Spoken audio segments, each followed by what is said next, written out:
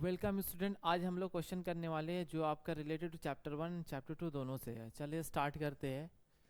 तो क्वेश्चन क्या है समझते हैं पहले। यहाँ देखिए, consider two identical point charges, यानी दो चार्जेस जो सेम है, ठीक है, located at points 0 0 and A0, यानी कोऑर्डिनेट पॉइंट दिया हुआ है 0 0 एंड A0, ठीक है। क्वेश्चन क्या पूछा, is there a point on the line joining them at which the electric field zero, यानी उसके बीच में दो चार्ज के बीच में जो लाइन ज्वाइनिंग होगा उसके बीच में इलेक्ट्रिक फील्ड क्या जीरो हो सकता है किसी भी पॉइंट पे, ठीक है।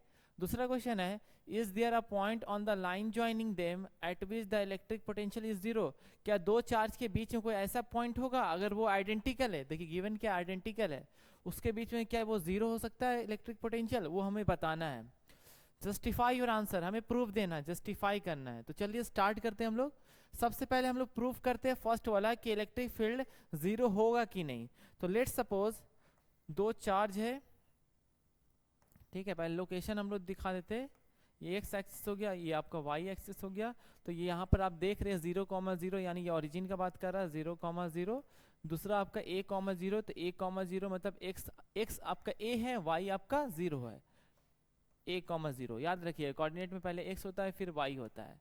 ये दिया हुआ, यहाँ पर भी q चार्ज है, यहाँ पर भी क्या है q। हम लोग मान लिए let suppose the identical charge will be q, तो इसका नाम हम लोग q1 दे देते हैं और इसका नाम q2 दे देते हैं। बट दोनों का मैग्नीट्यूड क्या है, q है, यानी आइडेंटिकल का मतलब ये हुआ दोनों का मैग्नीट्यूड भी सेम होगा, दोनों का साइन भी सेम होगा। अब इसमें हमें प्रूफ ये करना है कि क्या ऐसा पॉइंट है जहां पर इलेक्ट्रिक फील्ड जीरो होगा इसके बीच में कहीं पर लाइन ज्वाइनिंग। देखिए ये होता है ना सेंटर टू सेंटर, जो हम लोग पॉइंट मिलाते हैं, जो लाइन क्रिएट होता है दैट इज लाइन ज्वाइनिंग, ठीक है। इसके बीच में कोई ऐसा पॉइंट है जहां पर इलेक्ट्रिक फील्ड जीरो हो सकता है, वो चीज हमें दिखाना है। तो यहाँ हमको ये पता चलेगा, अगर मान लीजिए हम लोग यहाँ पर इलेक्ट्रिक फील्ड निकालना चाहते हैं बीचों बीच में, ठीक है, बीचों बीच में इलेक्ट्रिक फील्ड जीरो होगा, बट यहाँ हमें जस्टिफाई भी करना पड़ेगा। तो यहाँ पर मान लीजिए हम लोग निकालना चाहते हैं P पॉइंट पे, तो यहाँ से यहाँ डिस्टेंस कितना हो जाएगा आपका। तो हम लोग सपोज मान लीजिए x है, और ये टोटल डिस्टेंस क्या आपका यहाँ से यहाँ a, कोऑर्डिनेट में a दिया हुआ है ना, तो यहाँ से यहाँ डिस्टेंस क्या हो जाएगा a माइनस एक्स। आपका a बड़ा है किससे, x से। ये चीज समझ में आया। तो सबसे पहले हम आंसर यहाँ पर लिखेंगे, आंसर फर्स्ट का, yes there is a point, there is a point on the line joining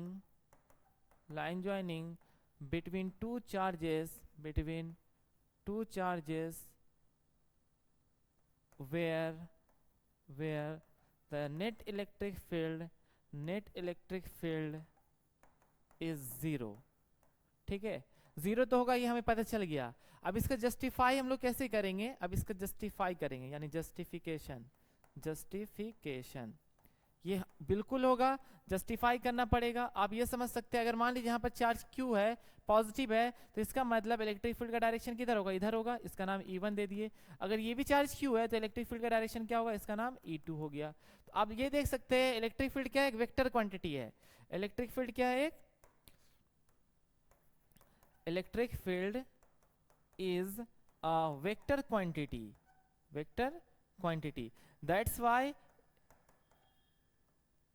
why E1 E2 क्या हो सकता है आपका, आपस में कैंसल आउट कर सकता है। तो हम उसको प्रूफ करेंगे कैसे कैंसल आउट होगा। तो अगर मान लीजिए हम लोग E1 निकालेंगे, E1 का वैल्यू क्या होगा, K Q1 बाय डिस्टेंस क्या आपका दिया हुआ, यहाँ देख लीजिए डिस्टेंस यहाँ से यहाँ तक चार्ज, और जहाँ जिस पॉइंट पे इलेक्ट्रिक फील्ड निकालना है x दिया हुआ है, ठीक है। तो यहाँ हम डिस्टेंस लिख लेंगे x का स्क्वायर, इक्वेशन नंबर 1।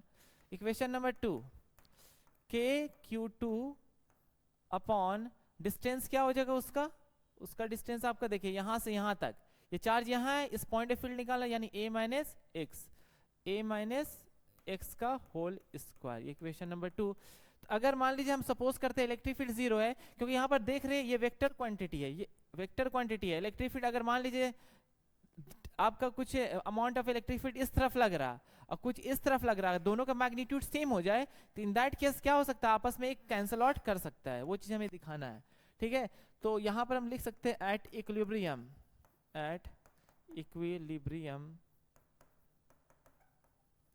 क्या हो सकता है, E1 किसके बराबर हो सकता है, E2, ठीक है, कैंसल आउट कर सकता है। इसका मतलब K Q1 by x square equal to K Q two by a minus x का होल स्क्वायर। अब Q1 Q2 क्या है, Q है, ठीक है। तो यहाँ पर लिखेंगे के क्यू बाय एक्स स्क्वायर, यहाँ भी क्या हो जाएगा के Q by a minus x का होल स्क्वायर, ये कैंसिल आउट हो गया।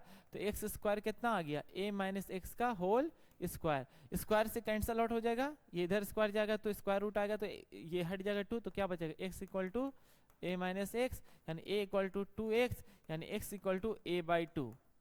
कितना डिस्टेंस, एट ए बाई 2।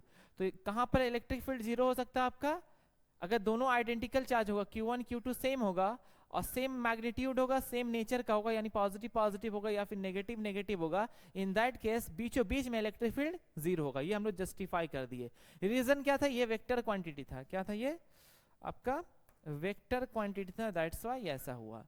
ठीक है, फर्स्ट तो आपको समझ में आ गया होगा। आपको इस तरह एक्सप्लेन करना पड़ेगा, you have to use the diagram as well, diagram से समझाना पड़ेगा। जितना प्रॉपर तरीके से आंसर लिखिएगा उतना आपका प्रॉपर तरीके से आंसर बनेगा और एग्जामिनर आपका मार्किंग भी करेगा। ठीक है, चलिए अब दूसरा वाला देखते हैं। Is there a point on the line joining them at which the electric potential zero, क्या यहाँ पर कोई ऐसा पॉइंट है जहां पर इलेक्ट्रिक पोटेंशियल जीरो हो? इसके लिए क्या करेंगे, एक और डायग्राम बनाएंगे। वैसे समझ लीजिए, कोई यहाँ पर मान लीजिए हम यहाँ पर निकालना चाहेंगे, यहाँ पर ये पॉजिटिव है, ये भी पॉजिटिव है। आपको पता होगा नेट पोटेंशियल निकालने के लिए क्या करते हैं हम लोग, अलजेब्रिक सम करते हैं। तो अगर ये दोनों को जोड़ देंगे तो हमेशा क्या आएगा, पॉजिटिव आएगा। जीरो हो सकता है नहीं, जीरो आने का रीजन क्या है, अगर ये पॉजिटिव होगा और ये नेगेटिव होगा तब ये जीरो हो सकता है। अदरवाइज अगर दोनों पॉजिटिव हो या फिर दोनों नेगेटिव हो तो बीच में कहीं पर भी आपका पोटेंशियल जीरो नहीं होगा। ठीक है, तो यहाँ प्रूफ भी करेंगे हम लोग और पहले आंसर लिख लेंगे। दूसरा का देयर नो, पहले लिखेंगे no there is no any point on the line joining of two charges. ठीक है, ठीक है, तो डायग्राम बना लेते हैं। यहाँ पर ये मान लीजिए ए पॉइंट है, ए कॉमा जीरो है और ये आपका 0 कॉमा 0 है। यहाँ पर चार्ज Q1 है, Q मान लेते हैं, और Q2 है, ये भी Q मान लिए। हम यहाँ पर मान लीजिए पोटेंशियल निकालना चाहते हैं, ठीक है, P पॉइंट पे। ठीक है, यहाँ पर पोटेंशियल हम लोग निकालेंगे। तो मान लीजिए ये डिस्टेंस x है, तो ये डिस्टेंस क्या हो जाएगा, a हो जाएगा, और ये डिस्टेंस क्या हो जाएगा, a माइनस एक्स। तो बताइए अगर total potential V1 plus V2 हम निकालना चाहते हैं, तो V1 मतलब क्या हुआ, k Q1 by x plus k Q2 by a minus x. तो यहाँ पर देखिएगा दोनों q है, k q बाई एक्स हो जाएगा plus k q by a minus x. यहाँ पर जस्टिफिकेशन लिख देते हैं, जस्टिफिकेशन। तो जस्टिफिकेशन में लिख देंगे हम लोग इट इज स्केलर क्वांटिटी, यही रीजन है। ठीक है, स्केलर क्वांटिटी। तो यहाँ पर कॉमन लेंगे के क्यू, तो बचेगा 1 by x plus 1 by A minus. ठीक है, इसको एलसीएम कर लेंगे, इसको एलसीएम करेंगे, हम लोग वी नेट निकाल रहे हैं। ठीक है, वी नेट।